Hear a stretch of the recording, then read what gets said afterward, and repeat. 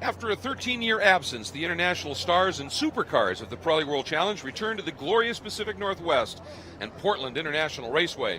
But it's a new era of global GT racing, and the competition is more fierce than ever. It's time, with Mount Hood and the Cascade Range as a backdrop, for the motorsports version of the Run for the Roses. Hi, everybody, and welcome to Portland International Raceway. It's the 58th annual running of the Rose Cup races, this year featuring the Pirelli World Challenge Grand Prix of Portland. I'm Greg Creamer, joined by Calvin Fish, Ryan Marine down in pit lane, and that's just a little sampling of the scenery around this place. Mount Hood, Mount St. Helens, Mount Rainier, just surrounded by absolutely beautiful scenery. But the focus today is on this 1.97 mile 12-turn track. Again, a long time since this series has been here, Cal, and it's been interesting watching everybody literally learn this place. And anybody who's got some sort of previous experience, whether it's a team owner who raced here back in the day or whatever, they seem to have just that little bit of an edge. Yeah, you're digging hard for any advantage that you can get in this championship these days, Greg, and making the return to Portland is certainly a bit of a curveball for these teams in terms of not having a notebook to work from. But there are a handful of drivers here this weekend who do have previous track experience. One of our championship contenders, Scott Hargrove, has got a big battle here today with Tony Vilander for both the Sprint X and the overall championship lead. He's going to line up on the fourth row of the grid, but he does have local knowledge of this racetrack. Recently ran in a 3-hour endurance race, so that may come into play a little bit as we see the action this afternoon. Yeah, it is an interesting racetrack for sure, and this place for the Rose Cup, the Rose Festival is a huge thing here in Portland. It goes on for a couple of weeks, and this is always for, again, 58 years now, has been an absolute staple of it, and to be part of it is very special indeed. And I tell you, it's been a welcome return, and you know, people that have come in and spent a few days earlier or staying a few days afterwards to explore the area. It is truly a unique and wonderful place, Portland in general. And it's nice to be back at this track, challenging track in a couple of different ways. You know, it's got two really long, fast, straight sections where engines make a big difference with some twisty bits on either end, but it presents some challenges, and one of them is passing. It is. It's very difficult to pass here, and I think that's going to mean there's going to be action aplenty down in those festival curves on the opening lap here. You've got to realize that to make up positions will be down into that first set of corners or in the overlap with the pit stops that we'll see here in Sprint X competition. That pit stop window is just a reminder, if you haven't tuned in lately, between the 25 and 35-minute markers when the car has to be on pit lane. You're going to do a mandatory driver change, 4-tire change, so the tire degradation effect may not be such a factor here today by the fact with the new rules for this year, you change all 4 tires. And one of the stories that's going to continue throughout this event is heat. It's been really a pleasant morning. Temperatures, though, are supposed to top out at around 91, 92 degrees, but it's only 81 right now, so they're getting a bit of a break here. It's supposed to be even much warmer again tomorrow when we go racing, so that's going to be a story that plays out. Another one that I think we should touch on real quick is what happened with Alvaro Parente in the first practice session. Again, these teams, no track knowledge here, not much running. He didn't get past the turn-in for that first turn, a mechanical failure in the first session, missed the whole thing. Yeah, driveline failure in the motor somewhere, and the team really got into a mode where they had to make a decision, decided to go to the backup car. Fortunately, they had one here. Let's not forget all of the drama that team has had this year with accident damage, but this is the chassis that will be competing here today, the number 9 machine. It's an all-black car.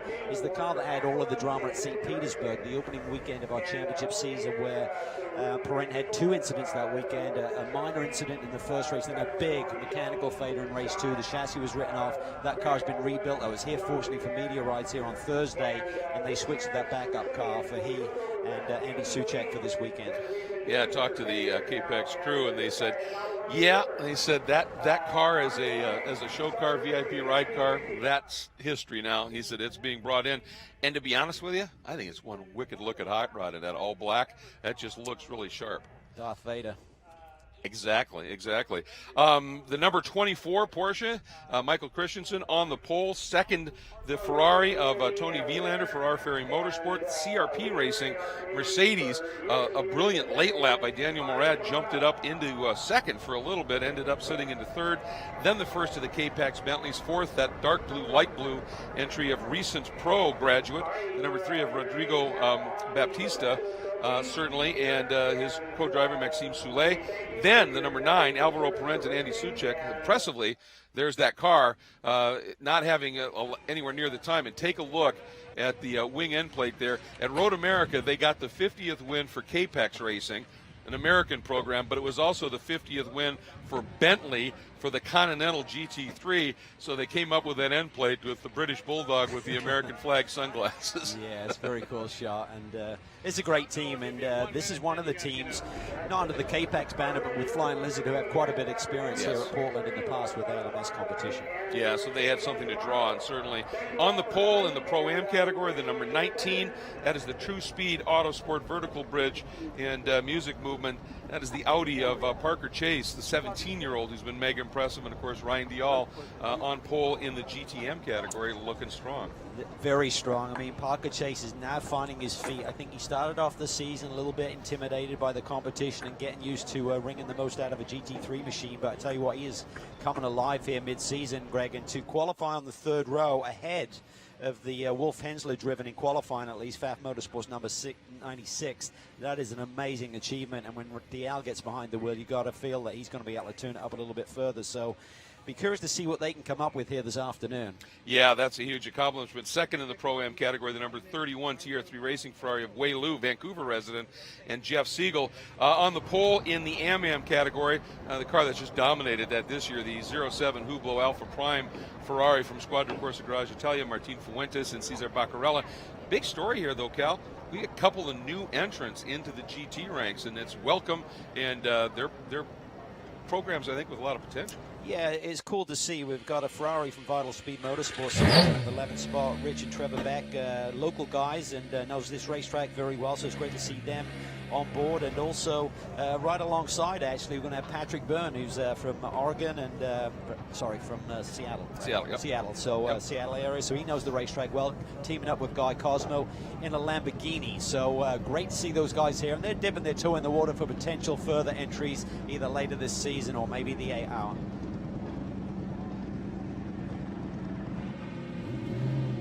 So we're getting ready here. It looks like the signal has been given. And indeed, we are about to see this amazing field roll off 2 pace laps here as we get ready for this 60-minute Sprint X format event. And the field is just about to be released. And as they head out on track, Cal, it's a good time for us to get into our Pirelli storylines. And the first one we want to talk about is Allegra on a roll. Yes, Michael Christensen just has tremendous momentum. He and Spencer Montpellier, who he teams up with again this weekend in Sprint X competition, had a great win at Lime Rock. Then Michael Christensen went off to Le Mans, won that for Porsche in the GTE Pro Division. Then he came back to America, won at Road America, and he sits on the pole by a substantial margin as well. The team is really hooked up. Started off the season relatively slowly, but they have found the pace. They have found the sweet spot, that Allegra Motorsports Porsche. And along with their longtime sponsor, Insync Healthcare Solutions, they also have a new one here, Action Cleanup Environmental Services. Wanted to give them a shout. Next Pirelli storyline is points battles, and we're talking driver battle in overall and in the GT Sprint X between Toli Wienander in the R Ferry Motorsport Ferrari and Scott Hargrove in the FAF Motorsports Porsche, but they're a long way apart on that grid.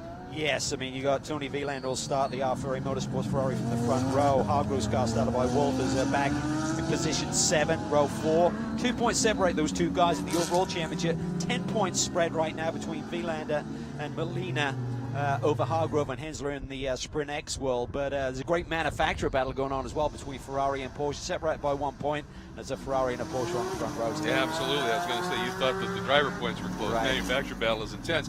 And there's been a really interesting development, sort of a step back in time in a way, because we're welcoming a very familiar name back to the grid here at Portland International Raceway. For more on that, let's get down to Ryan Marine. Yeah, that's right, Greg. Good point. The Brabham name back at Portland International Raceway, filling in this week for the CRP Racing crew, driving alongside Daniel Morad, who has really carried the torch for the team throughout the season. He's had a revolving door of co-drivers. This week, it's young Matt Brabham. His dad and his uncle have won at this racetrack in sports car competition. He's trying to add his name to that list in just his second career sports car start, which is pretty amazing when you consider he's driven just about everything there is to drive in motorsports, everything from Australian supercars to Indy cars, even stadium super trucks. this weekend he gets his first taste of GT3 machinery. It's been a good acclimation for him so far. I talked to him before the race. He said he feels pretty confident he's going to finish off his first race. And keep in mind, Daniel Morad sort of in the title hunt. He's thinking about championships, so there is some pressure on young Matt Brabham to get up to speed and do so quickly. Yeah, there is. It was interesting when I talked to him a bit earlier, Ryan. I said, so you ever been to PIR? No. Have you ever driven a GT? No. And he said, but that's been the way it's been for a lot of my career, is I get these wonderful opportunities and you just have to jump at it and do it.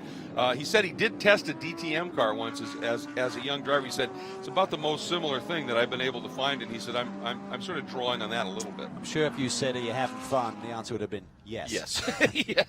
Yeah. Do you care? Absolutely not. I'm having a blast.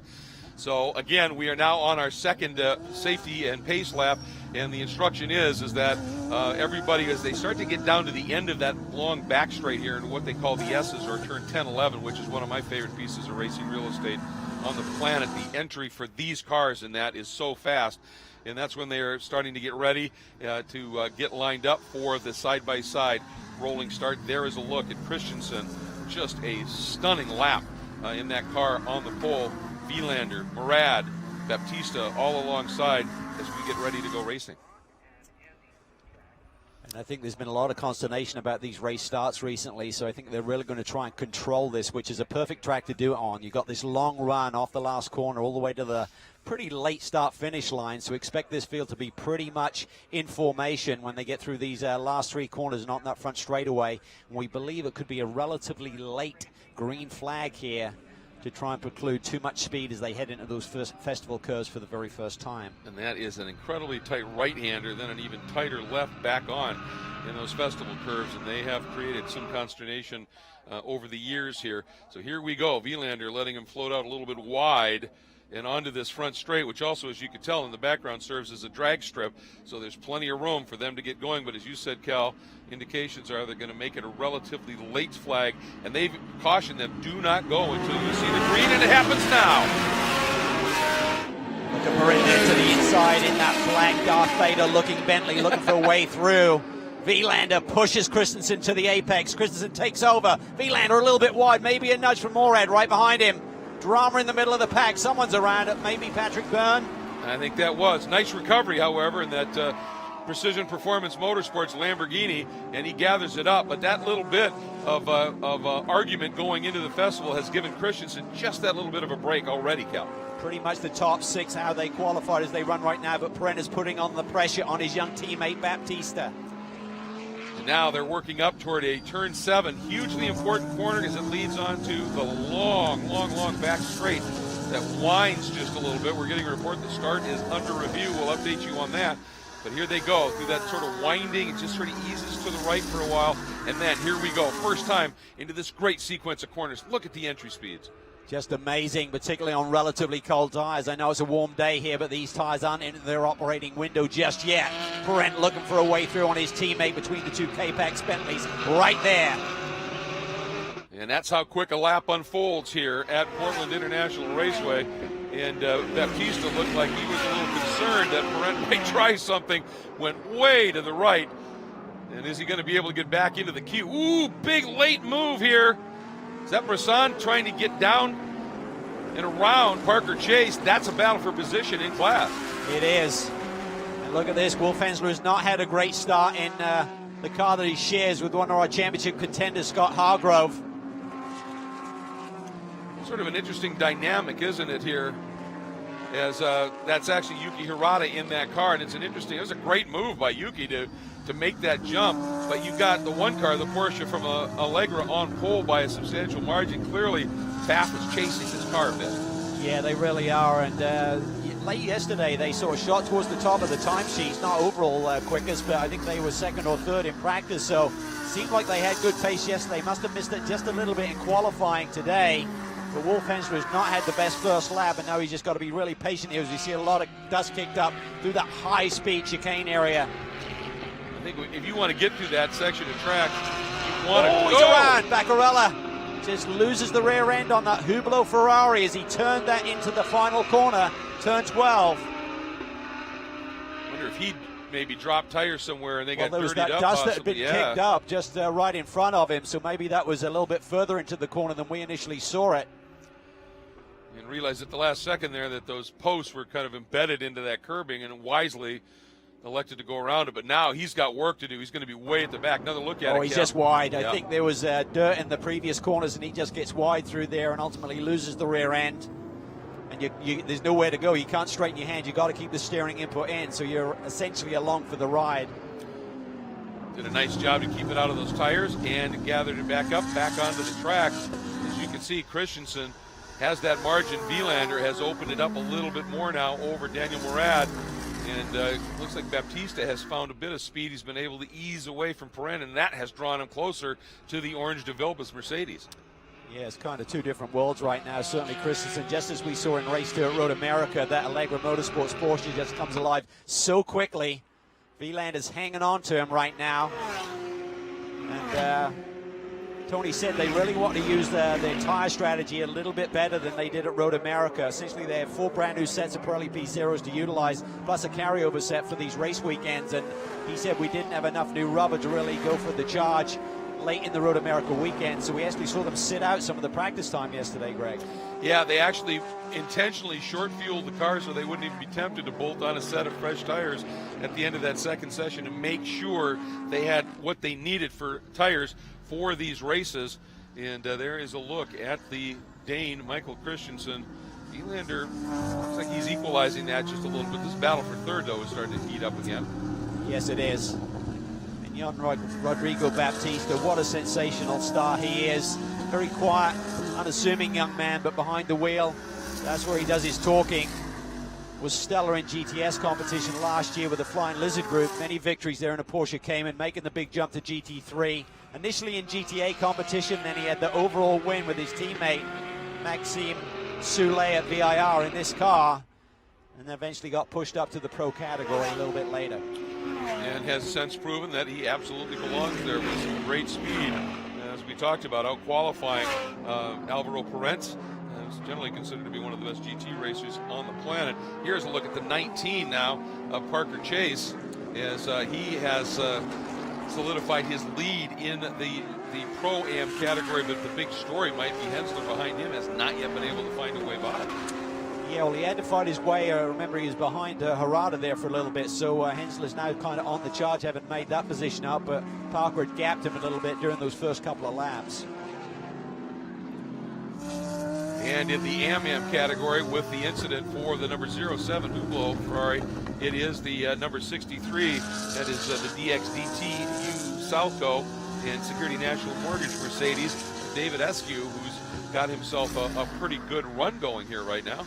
Been very impressive this weekend, looking at the time delta between he and the front runners. He's been very close to the pace. Got Aaron Povolito coaching him here this weekend, and this is a driver who, we're talking about David Eskew, that is, who really is very comfortable on water, avid sailor. Yes. Just really now finding his feet on the racetrack and done a great job so far this weekend.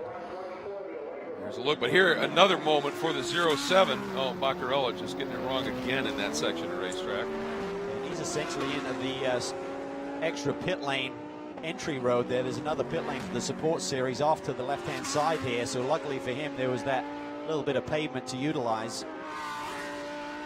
Just got off rhythm, it looked like, heading into those very fast S's, and as the old saying goes, you get behind in the steering in something like that, it never ends well. Well, this is the most challenging set of corners on the racetrack. Certainly the first few, the festival curves, they're low speed though, but through here you really got to be committed. The car needs to be underneath you, and if you get a little bit wrong, it's kind of, you get further behind the wheel, and you end up running off the road a little bit like Baccarella did.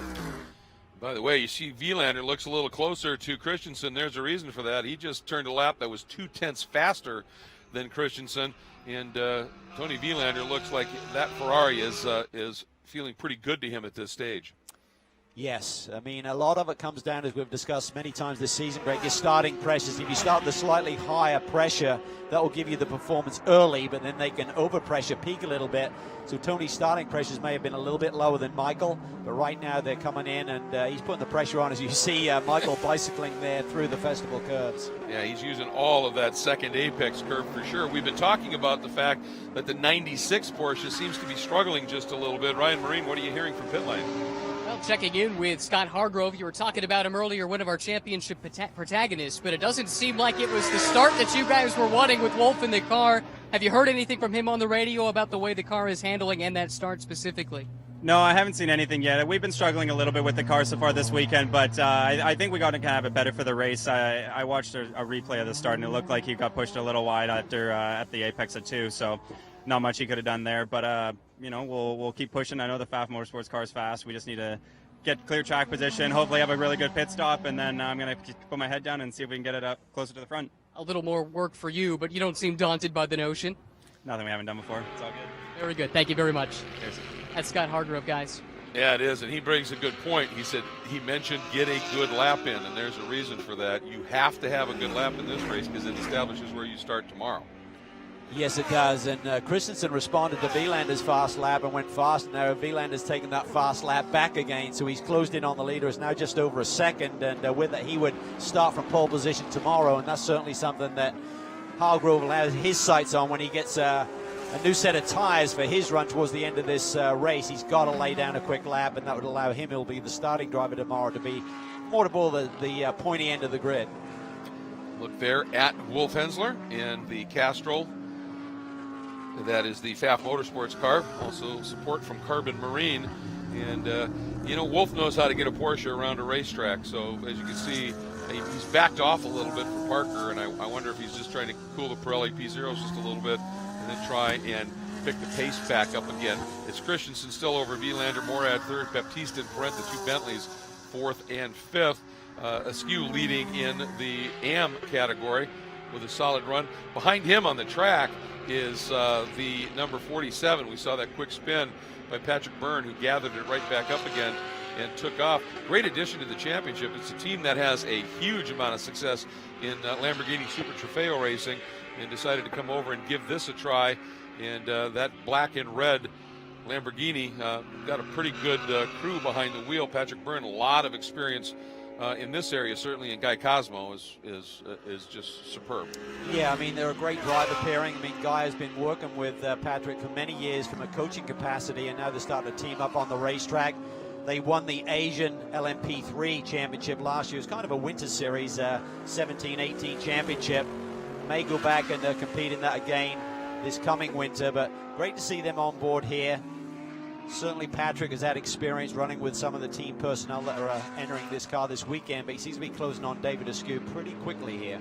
Yeah, Askew again running as the leader in the AM category, and Byrne coming after him. Interesting, the team that Cosmo and Byrne won that Asian LMP3 championship with, one that is getting an awful lot of accolades in the last couple of years, Jackie Chan Racing, had a hand in that, and so they knew who certainly to connect with. Yeah, that's a great group. Came very close to winning Le Mans overall back in 2017 and ended up winning the LMP2 class and second overall, so they're a really strong group. Seem to be entered in a lot of different championships globally. You saw David at the right-hand part of those S's. That Mercedes just looked like it was a little twitchy, and he ended up a little bit short of using all the track he could.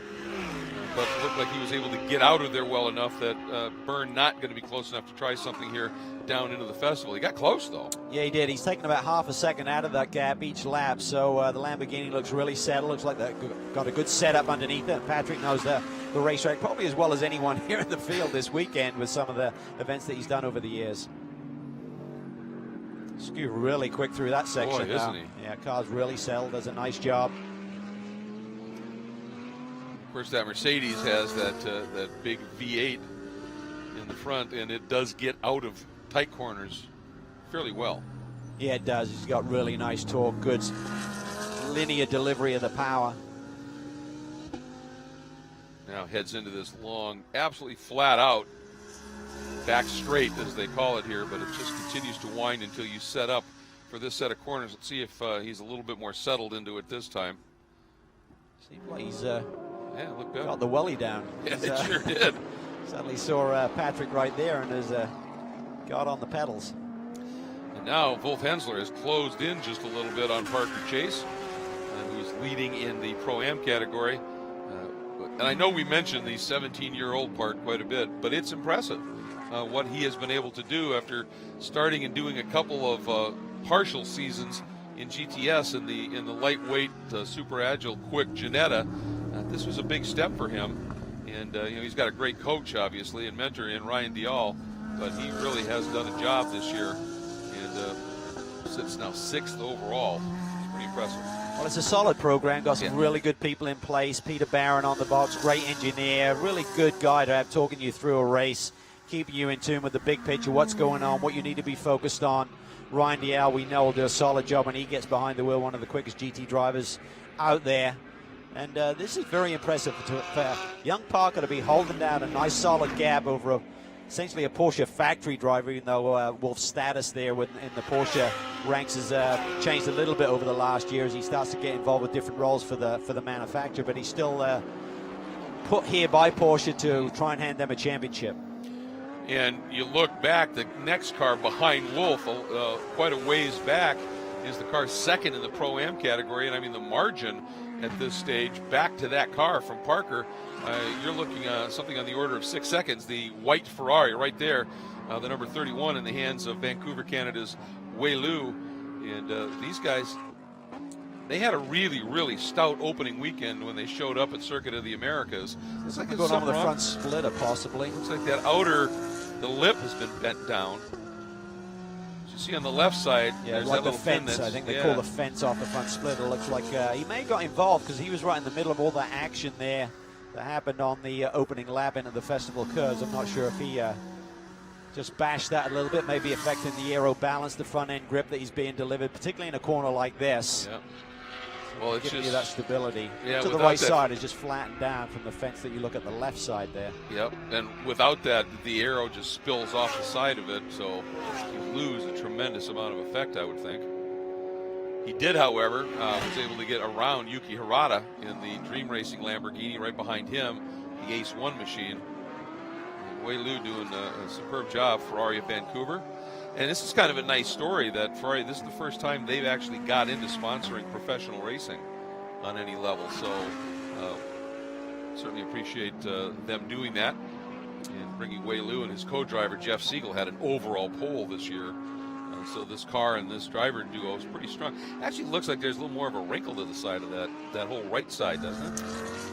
It's hard to tell as we see the heat haze now developing, but yeah, so you got Wei Lu and Wei Fast in terms of his teammate, Jeff Siegel. Certainly knows how to get the job done. Been coaching Wei for quite some time now. He was actually here doing some testing with the Becks actually a few weeks ago. So Jeff has got some recent time on the race. Let's see how this develops here. Take a look at the yellow in the middle here. I think that's where Wei Lu's up and over the curb there, and I think he gets into Parker Chase a little bit, and then a big stack up behind that caught out Patrick Byrne. And he actually got tipped around by the 87 of Trevor Beck.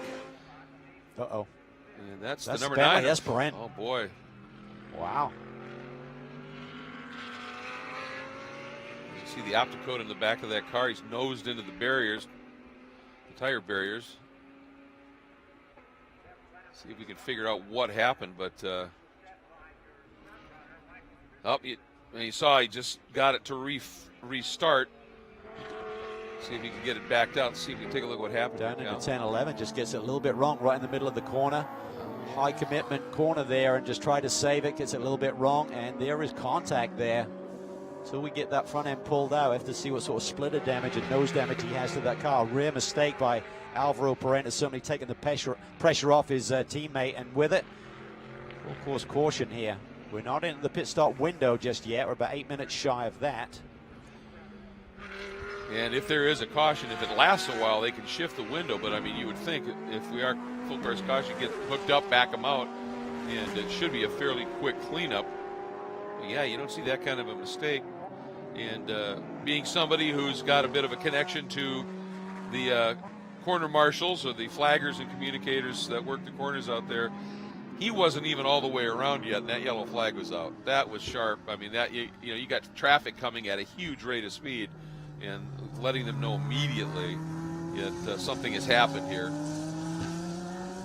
So they've radioed now to the 24 to Christensen and said back it down to pace car speed. This lap happened so quick they weren't able to get the safety car out in front of them quite quick enough. So now they've asked him to back it down, but there's the indicator. Good break for Scott Hargrove, because Yes. this will minimize the gap that Hensler had to the front runners. So it'll pack everything up a little bit and give them some strategy options for when this pit stop window opens, which is getting relatively close. We're only 7 minutes away from that. Also a big break for this team as well, with Baccarella's issues there in the final couple of corners twice. He was almost a lap down, so he'll be able to cycle back to the tail end of the lead lap. Yeah, that's a good point. And Martin has been very fast all weekend long in that car, so if he's up near the sharp end, he could be okay. Let's, while we're under caution, let's get down to Ryan Marine and check in with Guy Cosmo. Yeah, thank you very much, Greg. Guy Cosmo, Patrick Byrne teaming up as you did in the Asian Le Mans Series en route to a championship at LMP3, now coming to Pirelli World Challenge. What does this move mean for you guys? You've been so successful in prototypes, now coming back stateside and getting a chance for some GT action. How's it going so far?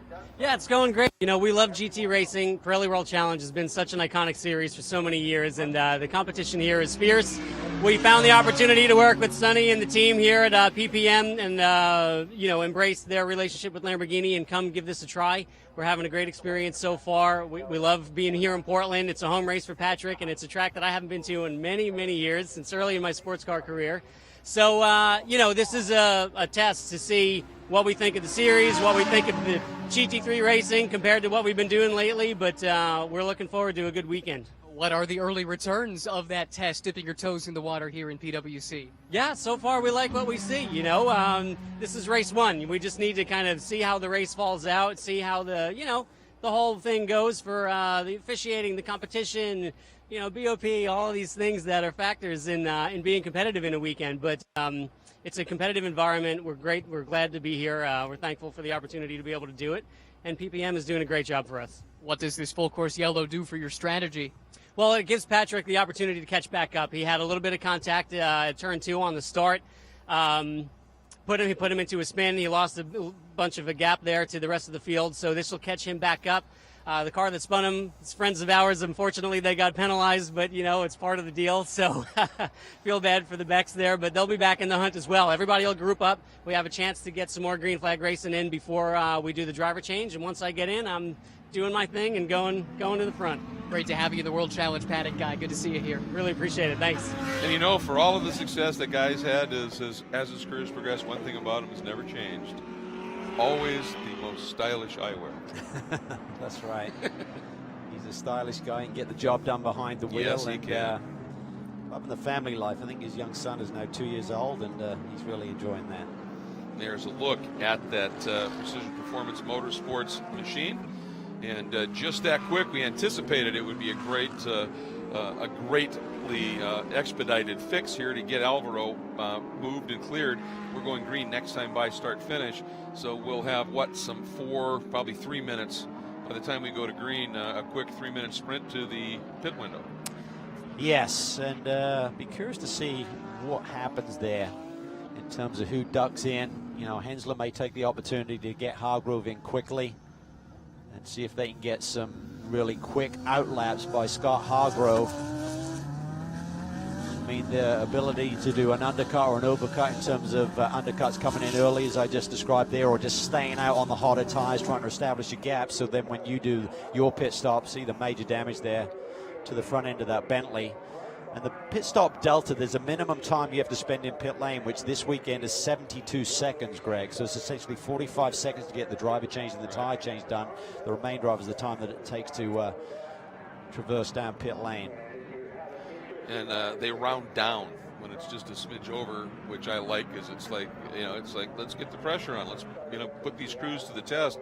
And we have seen some remarkable stops, when it's, if it's a 72-second window. We've seen a couple that have been done at 72.1. I mean, that's a little close to cut it.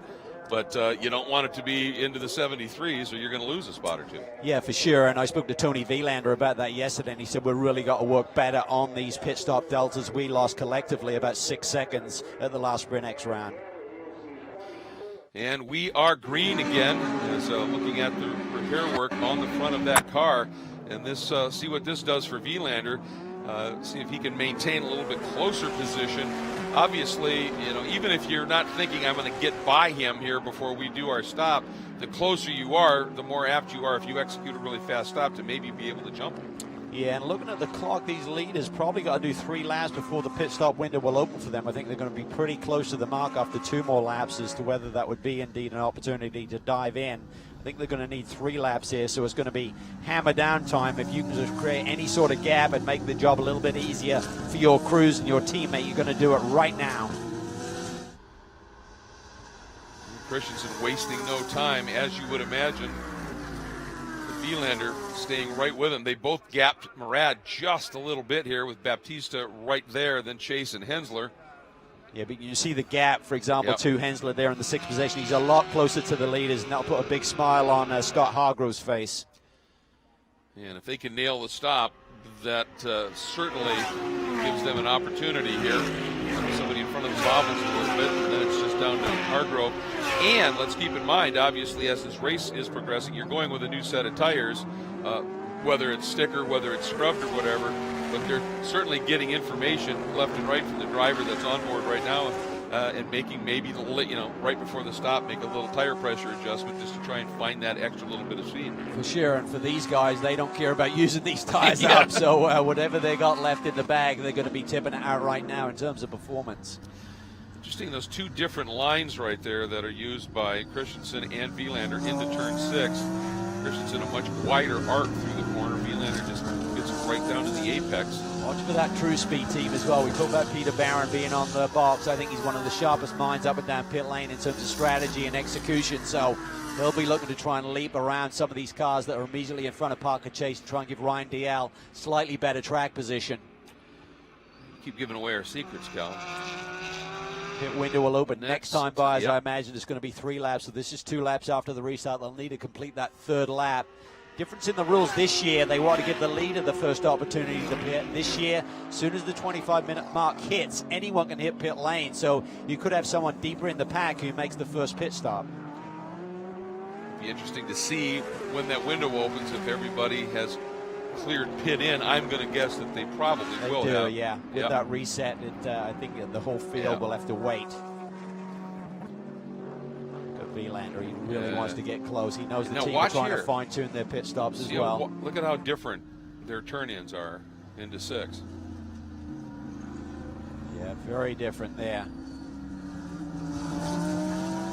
Okay, next time they can pit if they want to. Who will blink first? You would have to think that Daniel Morad will try and stay out. There you see Brent on the side of the road. They've done a fix, but there's obviously some kind of issue still with the front end of that Bentley. Will Morad stay out? Matty Brabs does not have the experience and probably the speed at this stage to run at Morad's lap, so I would think that Orange de Vilbus Mercedes would stay out a little bit longer. All right, here we go. Onto the front straight. Lead duo, stay put. Look for Hensler. Does he duck in? Yes, he does. Yep, with Chase. Yep, Peter Barron, FAF Motorsports, Joe LaJoy, the engineers there, making the calls. Everyone else follows in. Yeah, TR3 coming as well with Lou. Murata. Yep, he's in as well for Dream Racing in the Lamborghini. And again, you've got to do the traverse and the stop in 72 or more seconds. And Hensler in the FAF racing car goes way down to the end, and Ryan is there. Well, you guys talked about it, not the opening stint that the FAF guys were hoping for. Keep in mind, this is certainly one of the teams that factors most prominently in the championship, and Hargrove is the guy who's been in for the full season. Well, Hensler comes in for the longer, not the longer, but rather for the Sprint X round. So as Hensler gets out, now Hargrove is strapped in behind the wheel. He's getting himself set. The P0's coming on. One more to go. They'll get Scott back out there, hoping to make up a little bit of ground that he lost early on in this race, guys. Absolutely, and they got it done. That was great execution. Now they're just counting. You can do the service, it doesn't really help. And look at that, how close it was. And we'll wait for the pit lane delta. 72.3 for Parker Chase. Wolf Hensley, they're under. They are going to get a penalty. Oh boy. For Scott Hargrove. 70.9, that's 1.1 seconds underneath the minimum. And that was why you saw the overlap there in terms of them beating out the True Speed Audi, because they came in reverse order, they beat them out. And if the Audi was at 72.3, how does that happen? It happens because you shortcut that pit lane delta a little bit. Absolutely. And while the battle up front is raging, you can see Murad, he stayed out. He's still on warm tires. He wants badly to get by Hargrove, not necessarily aware at this moment that Hargrove may have to do a drive-through. The problem when you pit, Greg, is that you essentially go a lap down, you know what I mean, with a relatively short lap here, so that plays into your strategy call as well. Could really get jumbled up if you suddenly get a yellow. You're seeing the same scenario. Ooh, big wiggle by Baptista there as he got up into the aero wash, I think, of Ryan Dial, and that car had a huge wiggle, Cal, heading into that fast S. He saved it. Yeah, and that's really hurt Baptista's charge here a little bit, with Dial getting out and splitting Baptista from the AMG Mercedes right in front of him, and Dial's going to be defensive here. He's going to just try and get that heat into those fresh set of Pirelli P0s. Typically the same. I saw a lot of scrubbing going on yesterday. May not be sticker tires, but certainly at least fresh scrubs, where they do a light scrub, maybe a lap or two, just to take the glaze off these tires before putting them into action here this afternoon. Now it looks like Dial has been able to get those Pirelli P0s a little bit more into their prime operating range. He's been able to ease away from Rodrigo. Two leaders just ran laps in the mid-11 range. Their fastest laps led by Christensen at a 1:11.01. Vlanders had a 1:11.05. They just ran laps in the mid-11, so about half second off their best, but still very quick laps. And they're under a second away from pole time, so that's a pretty good race pace. It really is. As Christensen makes the call. Michael Christensen in from the lead. Vlanders stays out. This will be the overcut for Vilander. Vilander knows to get the hammer down, have a really good lap here, and see if he can get what essentially will be Spencer Pumpelly's outlap on cold tires when he takes over from Michael Christensen. And of course the Ferrari has to make that stop now in the next 4.5 minutes for it to be legal, as Christensen brings the Allegra Porsche in, Ryan. Discussion with one of his crew members just before jumping over the wall. Looked like maybe something wasn't exactly how he liked it, but he basically told the crew member, "This is the best we got. We're gonna have to go." He does keep it actually. He's going to get behind the wheel. As you see, there's two crew members working on changing the tires, and an additional crew member able to help with the driver's spot. That's going on now. No more changes to go. This is smooth stuff. Obviously, we're having some issues here with the line of sight there on the camera, but I think what he was getting at was you can have two guys doing the tire change, but only one gun, and it turns into a real ballet. It really does. And Spencer Pumpelly is a very educated racing mind, and he's very much into the strategy, and he had probably been trying to direct things a little bit in terms of when they make that call. So the key is going to be Vlander's in lap. We're not going to be able to tell because he cuts that short a little bit in terms of not completing the lap. How fast was he on those 3/4 of a lap essentially that he had whilst this Allegra Motorsports Porsche was sitting still on pit lane? And that the Porsche had stopped. They were long by 1.1, so pretty close. Nice job, a little bit of a safety margin there. Out comes Vilander. In goes Miguel Molina, another in his second season, I believe, as a Ferrari factory driver. They've had 3 victories together in Sprint Next competition, Greg, so it's a great driver pairing. And they have been working hard on this pit stop delta time. New software, new electronics to work with to try and minimize the loss that they've been seeing in recent rounds. So Tony Vilander is a very passionate racer, and he kind of speaks his mind, and he said we've got to sharpen things up a little bit. Yeah, shy he's not, but he's earned the right to be able to speak like that. Watching the clock on this one, as he's there. See what he does. There comes Pumpelly. Here comes Molina. They did it. Cold tires versus warm tires. Spencer Pumpelly has to pounce now. Molina is at his most vulnerable in this next half a lap. This will be a very wide Ferrari, I feel. They executed it beautifully, but yeah, I think you're right. And you take a look at the difference in the pit stop times. Just a couple of tenths, very close indeed. 72.9 for the Ferrari versus a 73.1, so pretty even Stevens there. It's all about, can Spencer Pumpelly pounce? He's going to look to the inside. As I said, it's going to be a wide Ferrari, but Spencer needs to square him off and get the power down. It's going to be a drag race down this back straightaway for the lead. He got a great launch, but somehow Molina's just seemed to sense exactly where Spencer was going to go with it and got the car right there. Now Spencer's showing the nose. Molina drifts over. Oh. I said, well, as long as you're going there first. Now, that was a tough call. It's a winding, bending straightaway, but Spencer Pumpelly realizes another couple of corners and Molina's tires are going to be into their sweet spot. Absolutely, and look at Hargrove. Again, I think Hargrove may have made that stop. No, he hasn't made his second stop yet, but he's going to have to do that. Yeah, well, he would have been third if they hadn't undercut, not as close to the leaders, so it was a good strategy call, but they just got it a little bit wrong, and they got to serve a drive-through.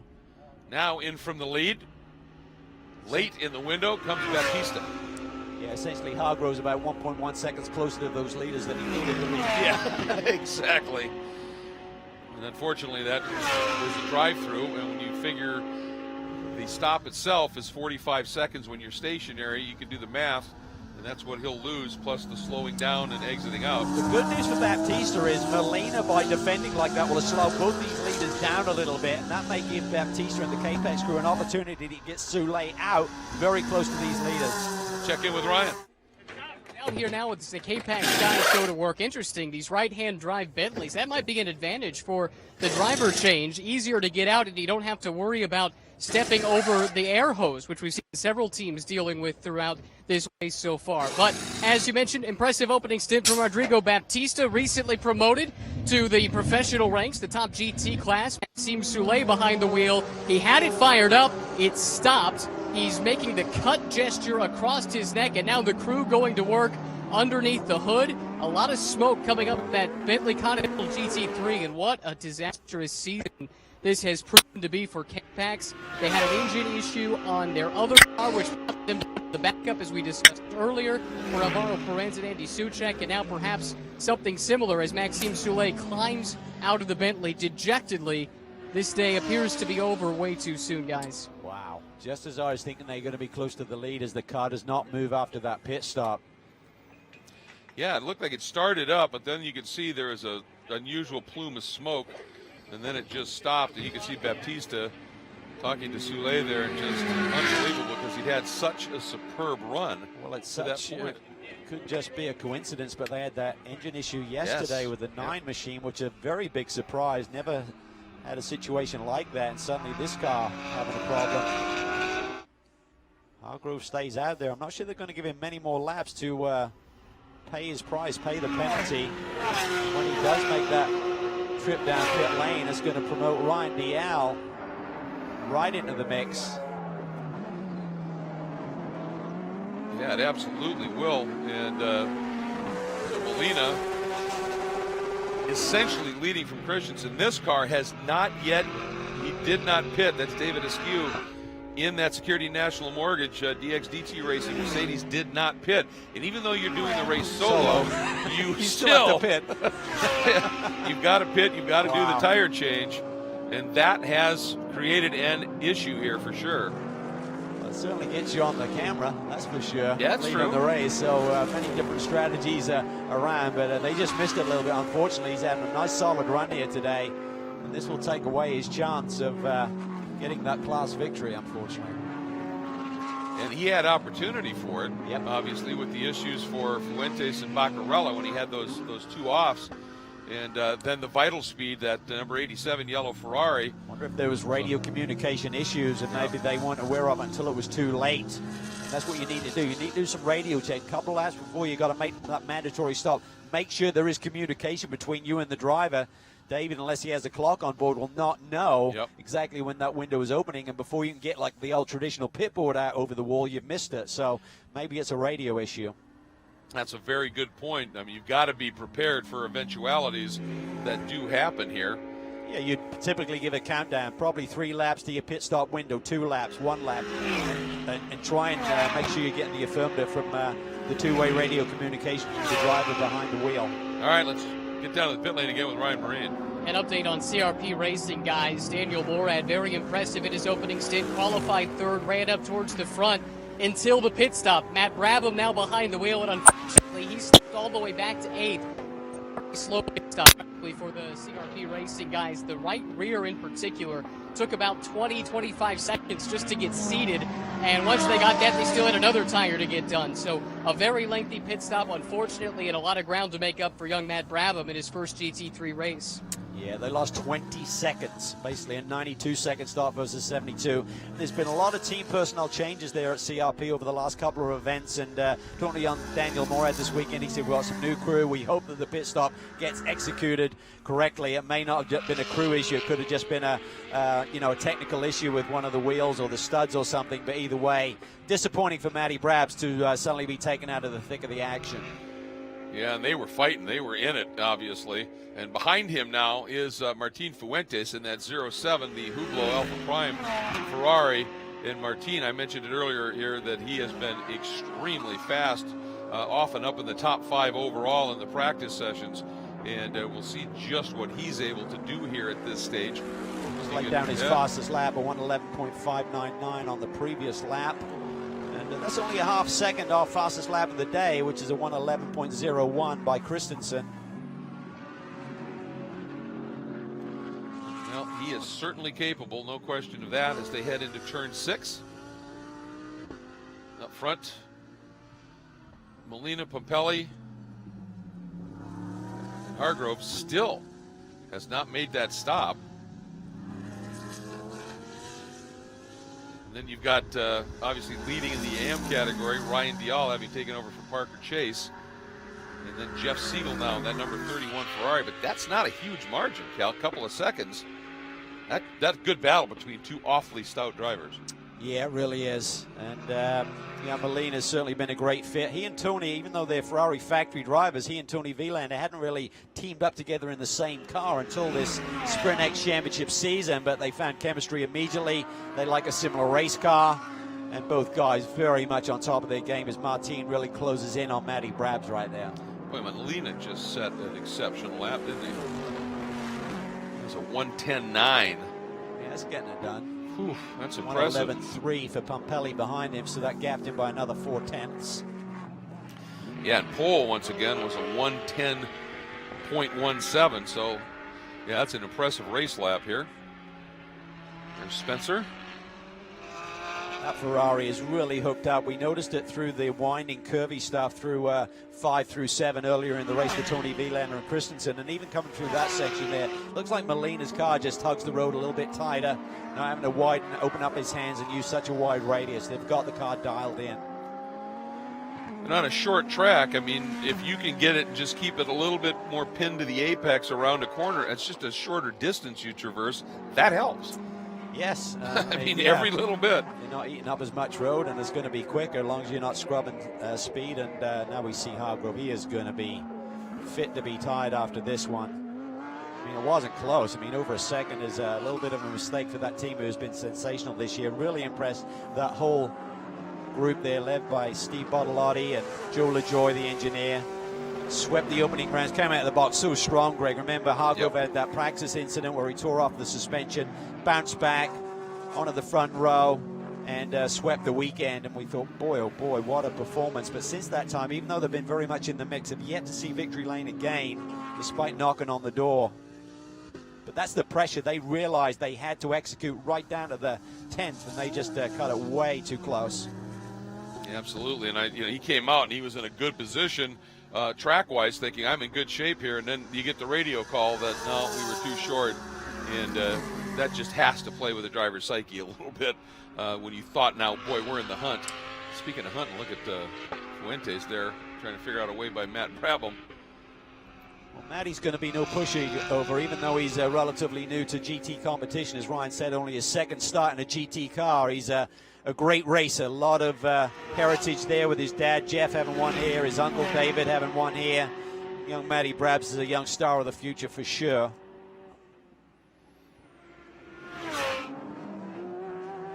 And for him, every lap he's getting, I'm sure he's learning a lot, not having driven this type of car at all and not having ever driven here. That's not uncommon for everybody, but certainly the not having even been in this type of a GT3 car before, I'm sure he's just, his learning curve is still fairly vertical at this stage. As we have a look at Alessandro Bressan having taken over from Yuki Harada in the 55 Ace 1 Dream Racing Lamborghini, currently third in Pro-Am, sixth overall. New fast lap for Ryan Dial, a 1:10.93 versus Molina's 1:10.96. They have got that Audi tuned up this weekend. And there's a look at Dial heading into the festival curves. And one of the things I was watching in practice, because we know as he comes up around Ryan Hardwick, and Ryan is running in the GT Cup category. And that's a different class of car. It's Lamborghini Super Trofeo. And boy, as Ryan went around the outside of Ryan, got a little bit sketchy there. But we were talking about, we know that Audi's just incredibly good on the brakes. And during the practice and qualifying, was watching where they were braking going into the festival curves. And they were well clear of everybody else in terms of how deep they could go. You just noticed some in the left front corner? Yeah, left front corner bodywork looks like it may be a little bit of drift there, and I think Parker was really close to the action there down into turn one on the opening lap, so may have had a little nudge there and just dislodged that left front fender flare there. See it just poking out a little bit. Sometimes you'll find that's maybe giving you a little bit more bite because it's doing something weird. Certainly hasn't seemed to affect his speed. And as I say that, look what Jeff Siegel just did. A 1:10.905 for a new fast lap in the white number 31 Ferrari. We said Way Fast was getting in After Waylu, you betcha. Just careful here for Pompelli. This is one of the new teams that Guy Cosmo was talking about. Had that little bit of a touch and a penalty, but as we said, this team, Vital Speed, they said this is sort of our vetting process. Had a nice chat with some of the team people, and they said this is our vetting process. We're really interested in doing this championship in the future. They went through, got that car solely to be ready for this race, and they said if we can pull this off. And Mark Glenwood, told me, their other tech director, he said we need to see how we stack up, and if we're where we think we should be, this is something we want to do in the future. And he said, but this is a huge weekend for us in terms of determining exactly what our path might be. Yep, and that's great to see people, as Guy Cosmo said, just feeling the championship out, how it runs, how a weekend goes, how competitive the car is. All of these things play a factor into making some big decisions about where you're going to spend your money and where you're going to be for the following season. Tell you what, Ryan Dial has got his sights set on Spencer Pompelli right in front of him, but he can't relax too much because Jeff Siegel is only 2.4 seconds back. Let's not forget, there wasn't a lot of love lost between Ryan and Jeff at Coda earlier this season when they had a little bit of argy-bargy towards the end of the race. And Molina got the memo that there's a couple of cars that are plenty fast behind him. He just turned a 1:10.7. So, well, we are seeing some speed, but this is what everybody's talking about with this championship. When the fast lap in this race determines where you start in the second race, for a bit here, you look for a bit of open space, and you've got yourself a little bit of a qualifying session. You really do. It's fun to watch. 3 cars now down under the 111 flat range. As you mentioned, Molina with a quick lap, and as we said before, Dial and Siegel not far behind. Good look there at Matt Brabham. So he's gapped Martin a little bit. And as you said, Greg, you would expect him to get more comfortable with every lap that he puts down behind the wheel of this DeVilbiss machine. Keeps dropping his personal best down in the low 12s now. And we just got word that the series now has issued the black flag on the number 63 of David Askew. And, they may be thinking, well, we're not really in this championship, and we're just going to let David drive and go after it. But you do have to fulfill the rules and do the stop. And so that now has, to some degree, been taken out of their hands. And Hargrove obviously did his stop. If they don't pit him effectively, they'll just stop scoring David from the lead. So Yep. see if he got the memo and does hit pit lane. Looks like he's slowing. Yes. Yep. So in he will go. So I'm not sure if the black flag may have been the memo. David must have been thinking, wow, this 35 minutes has taken a long time to chew up. I'm pretty whooped for 35 minutes here. Exactly. Now that should mean that Martin Fuentes in the 07 Hublot Ferrari should be picking up the class lead in the AM category at this stage. They're doing the stop, so they were geared and ready to do the stop, Cal. I mean, they had the guns and they had the tires at the wall, so it must have just been some weird, you know. And I wonder if maybe he had a radio failure, and just that, like you said, because they were ready when he came in. At that point, though, you'd think there'd be some wet hand gestures over the pit wall or something to get his attention, but he was probably focused. And it's amazing as a race car driver, even though you're supposed to have all that peripheral vision when you're really at high speed and you're not expecting to be looking over at that pit wall. They're pretty early in pit lane as well as you're exiting that That's final a good corner. point, yeah. So he's still unwinding the string and focusing on that, and yeah, not glancing over at the pit wall. It's a very good point. Molina, boy, since he started uncorking those laps, he stretched that margin out to 4.5 seconds. Yeah, that is a big gap. I'm not sure if Spencer had a little bit of traffic on one of those laps to create such a healthy margin. And again, thinking about that manufacturer points battle that Ferrari came in leading it by 1, this will certainly help. We'll open it up, but it's going to be nip and tuck.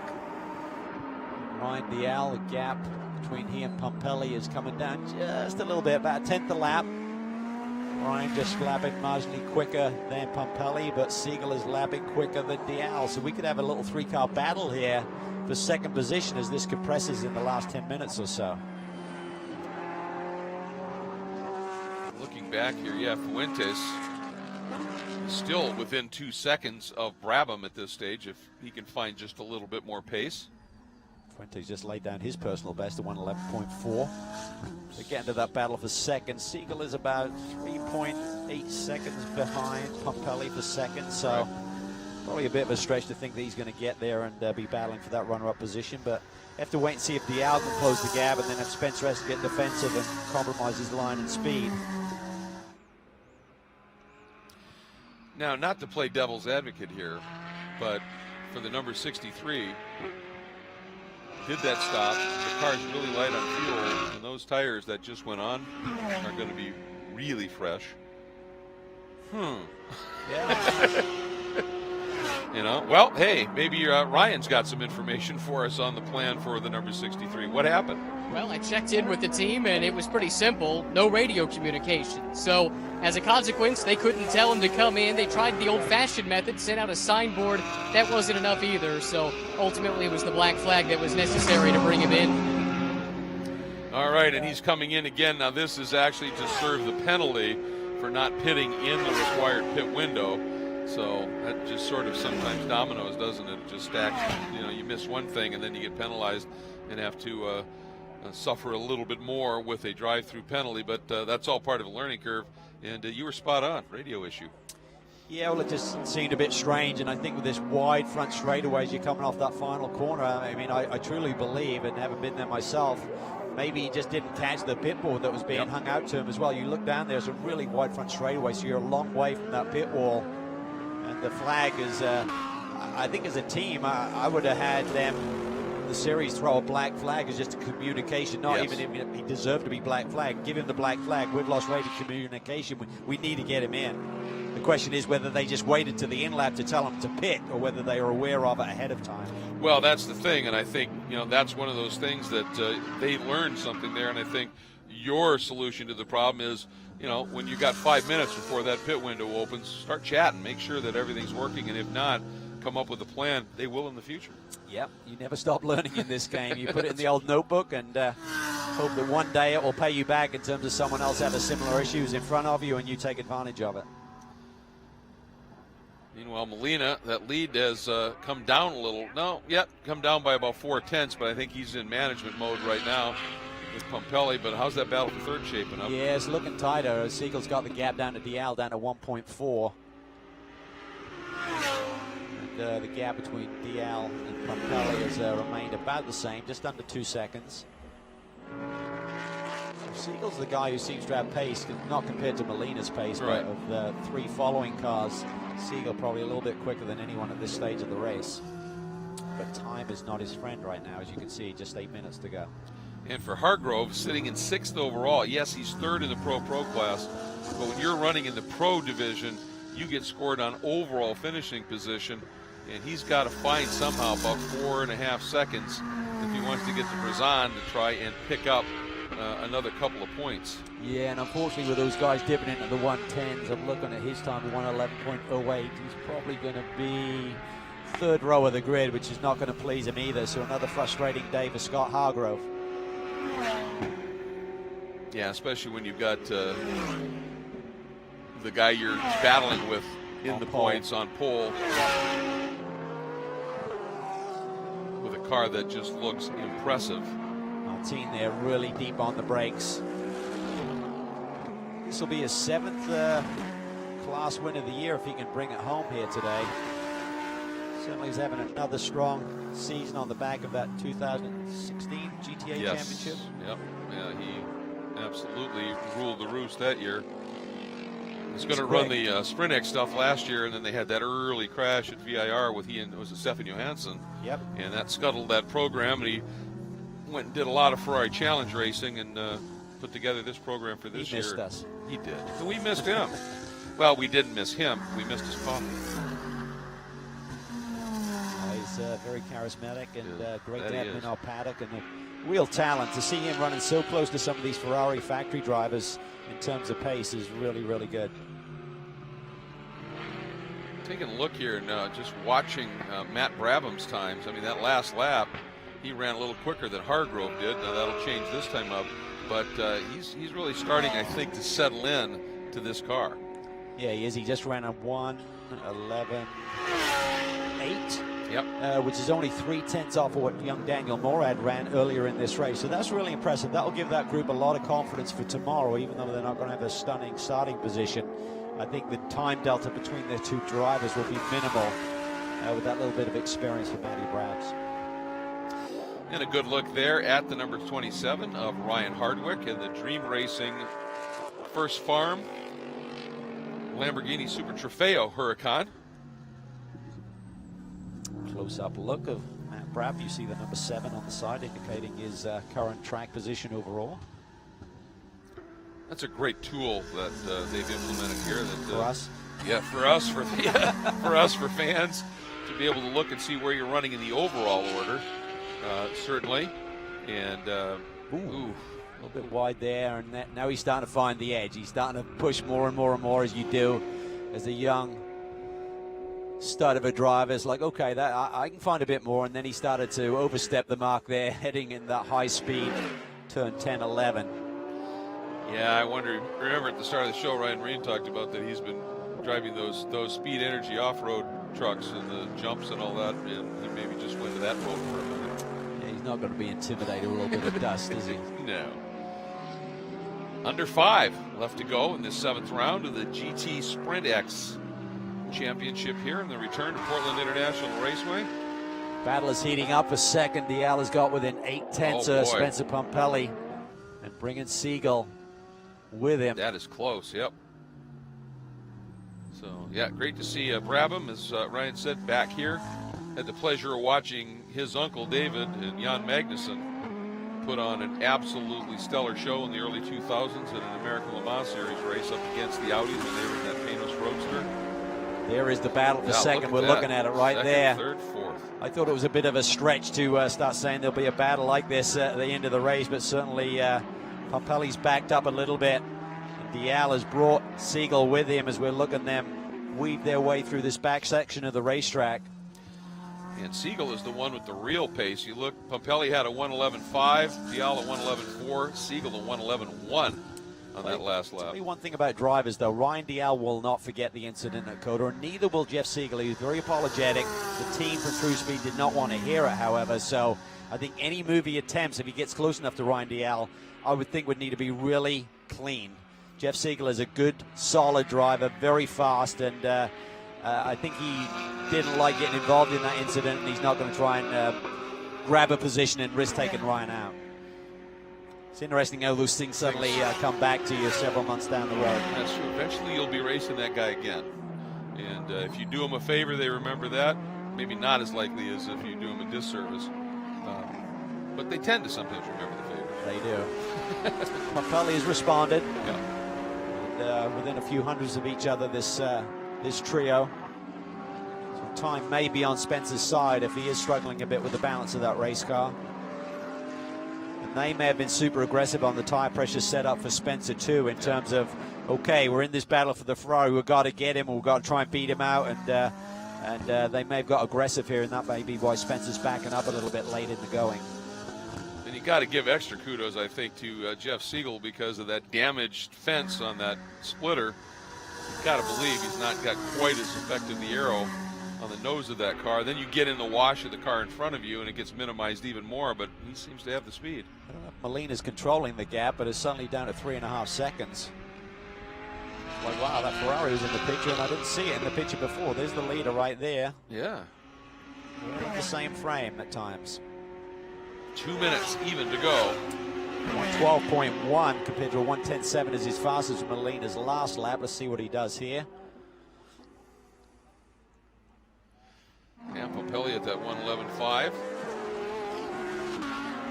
Look at Jeff Siegel.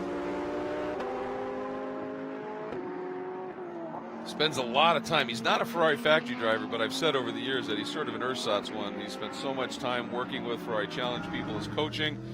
Whenever a team that runs a Ferrari needs a co-driver, he's the go-to guy. He gets drafted in, and he does little things like win Sebring, win Le Mans when he's drafted into the program. So pretty well-respected gent. Yeah, multiple GT champion over the years, and just as solid as a rock.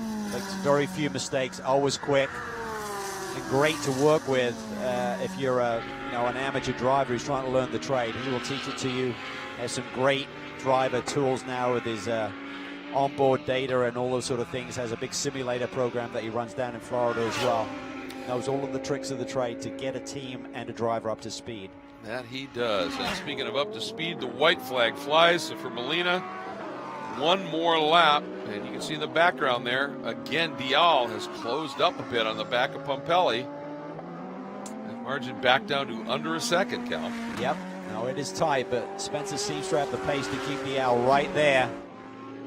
Hasn't made that critical error yet. Siegel is closing in on both of them just marginally, but if we had another 15 minutes to go, this could be really feisty. Absolutely. Just a quick check here. Temperature is still at only 84 degrees, so it was projected to be into the low 90s, so it may have gotten away with a little bit more pleasant opportures here. So Molina these drivers is really controlling this wow. to yeah, down to 2.4. alarming rate, but sure he's in control. Seems like there's good speed down the back straightaway still, but Spencer will be looking at that red Ferrari looking bigger and bigger in front of him, thinking maybe there's a chance. All right, here we go. Last time through turn 12. On to the long front straight at Portland International Raceway. Miguel Molina drops the hammer, drifts to the wall as Ferrari wins in the return to Portland International Raceway. Absolutely great run, huge day in the points for that team and those drivers. Spencer Pompelli with the Porsche in second, and third overall, winning in Pro-Am. Ryan Dial along with Parker Chase, with Jeff Siegel fourth overall, second in Pro-Am right there, and Alessandro Brisson completing the top five, third in Pro-Am. It's a good day for the Pro-Am teams, Cal. Yeah, absolutely. Some really strong performances there, but this is really going to blow open this Sprint X Championship in terms of the points lead. I think unofficially, Vilander and Molina may have a 20-point gap over Hargrove and Hensler, with Pompelli and Christensen closing in on those guys. So this is a big day for Ferrari. And there's a look at the R Ferry crew enjoying the moment with Rosella, the rep from technical rep from Michelotto there as well, that services all of the Ferraris in the championship. And boy, did they nail it in terms of speed for that red one. Yeah, they really did, and Miguel Molina did exactly what he needed to do on that lap out of the pits when Pompelli had the hotter, warmer Pirelli P0s. He had the grip, Molina didn't. He just had to make that Ferrari as wide as he did, Greg. Otherwise, Pompelli could have got the track position, and it could have been a different story. And by my count here now for Parker Chase, when you include his entire season, including the Sprint and Sprint X races, this will be his 5th win in the Pro-Am category here, or GTA as it's known in the Sprint format races. So he's having an absolute breakout year. Yeah, it's a confidence booster each weekend, particularly when you start getting towards the overall top finishes and getting an overall podium here. And they're really building a great group there. Had a relatively slow start to the year, and now they're starting to really find their sweet spot. Miguel enjoying the moment as he drifts down this long pit straight in pit lane, heading toward the crew. Everybody waiting there. You can see the 2nd and 3rd place cars arrive before him as he was enjoying the moment. There's Tony, absolutely delighted to add another win, their 4th on the season. He climbs out of the car, and there are the celebrations. Just a fabulous run here in the 7th round of the Pirelli World Challenge Sprint X Championship for the GT category. I'll tell you, this Miguel Molina, new to the Ferrari factory driver program, but clearly he's belongs. a star. Yeah. I watched him in DTM for a number of years. He was very fast over there, running with the Audi squad, and then dropped out of that position. Ferrari picked him up, ran in WEC. And Tony Vilander, I mean, he's a hard man to please, I think, Tony, and he's very impressed with Miguel's speed. And hopefully be able to sneak down there and get a word. Yep, Ryan Marine is there. Ryan. That's right. Quite the dynamic duo Miguel Molina and Tony Vilander have turned into. An impressive stint for you because you had to come out of the pits on cold tires and keep Spencer Pompelli behind you. How difficult was that, Miguel? Yeah, that's always difficult because the difference between hot tires and cold tires is huge. But I keep it in front, good fight. It was close in the back straight, but yeah, I'm really happy because that's a really good scores for the championship, and it's good for them, for the team, because yeah, they are doing a really good job. Now you have to do it again tomorrow. Do you think you've got the car underneath you? You've got a good starting position starting on pole.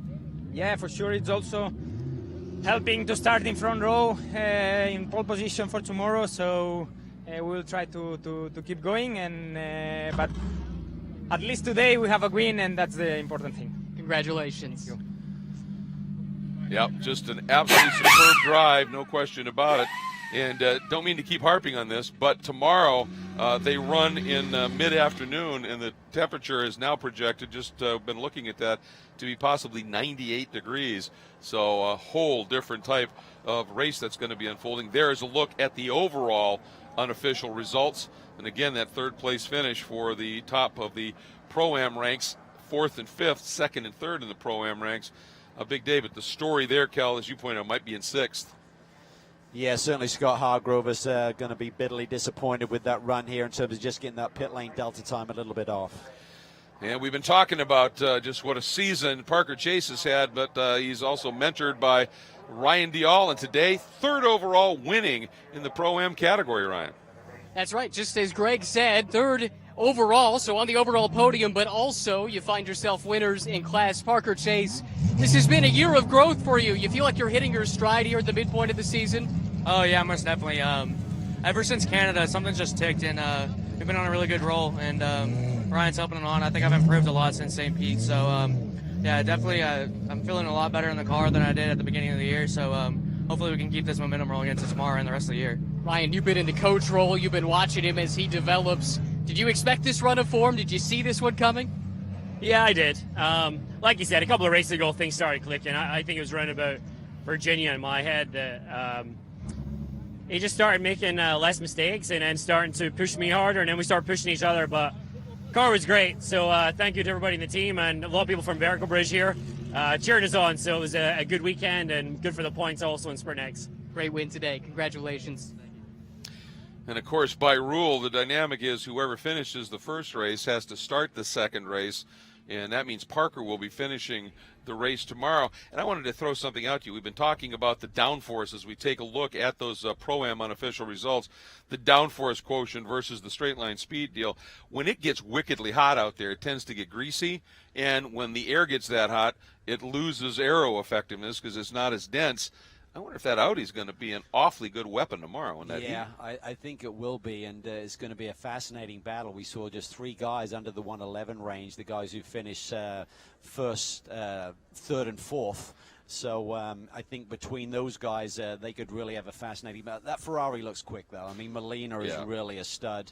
He may be tough to beat from the pole position, but I think that battle for the next couple of spots, certainly Dial and Siegel having a battle, renewing that we saw finished off here today, will be fascinating to see who can get the upper hand and then who can turn it over to their teammate with the best track position. And, of course, what team gets that pit stop right. That's still going to be a big factor, and in a very, very hot pit lane, just puts that little bit of extra pressure on the crews. And again, you think about it, when you can do it, you have the 2 people but 1 gun. Any hiccup is a huge deal, and we've seen that play out today. There's enough time until it goes a little bit wrong. Then it's Panicville, it's panic stations, and then it just cascades from there. So, again, just great to have this level, the pro sports cars on the GT Global platform back at Portland International Raceway. And, boy, I'll tell you, just an incredible drive today by the R. Ferry Motorsports Ferrari team. Just a superb effort.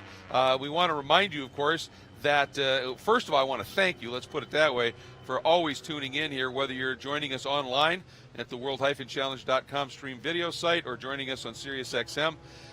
We really appreciate it. Just want to let you know that there's going to have a brief little break here. Then we will have the 7th round of the Pirelli World Challenge Touring Car R, or TCR, and TCA race, and that will be coming up here on SiriusXM and on the web, 5:25 p.m. Eastern Time.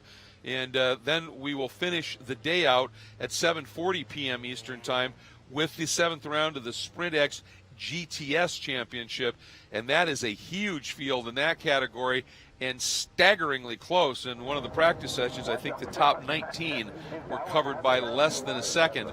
So make sure you come back and join us for the rest of the racing today, and of course we'll have all 4 of them for you tomorrow live from the track here on the web and on SiriusXM. We'll be back with you in just a moment, and I'll tell you, that's where I plan to be late day tomorrow.